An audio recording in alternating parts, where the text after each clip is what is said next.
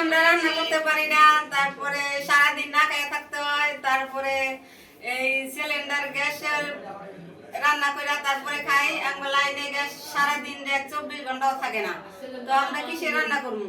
তো আমরা সিলিন্ডার কিনে সিলিন্ডারের বিলে দিতে হয়, গ্যাসের বিলে দিতে হয়। তাহলে আমরা সরকারের কাছে আবেদন জানাই যে আমার গ্যাসটা চালু করে দিয়ে দিবেন, আর তা নাহলে আমরা গ্যাস বিল দিব না।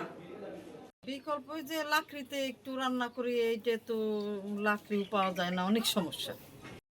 সমস্যার জন্য আমাদের বাচ্চা কাচ্চা স্কুলে নিয়মিত যাইতে পারে না, খাওয়া দাওয়ার সমস্যা। তারপরে আমাদের দাবি সরকার যাতে আমাদের লাইনের গ্যাসটা ঠিক মতো দেয়, এটাই আমাদের দাবি।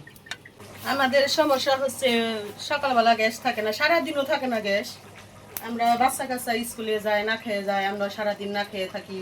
চাকরি বাকরি করে তারাও সকালবেলা রান্না করে খেয়ে যেতে পারে না, তাড়াহুড়া করে জায়গা গ্যাস থাকে না, কি করবো, কষ্ট হয়ে যায়। তার কারণে আমরা কারেন্টের চুলা ব্যবহার করি, রাইস কুকারে রান্না করি, মাটির চুলা ধরাই, সবার খাওয়া দাওয়া কষ্ট হইতেছে।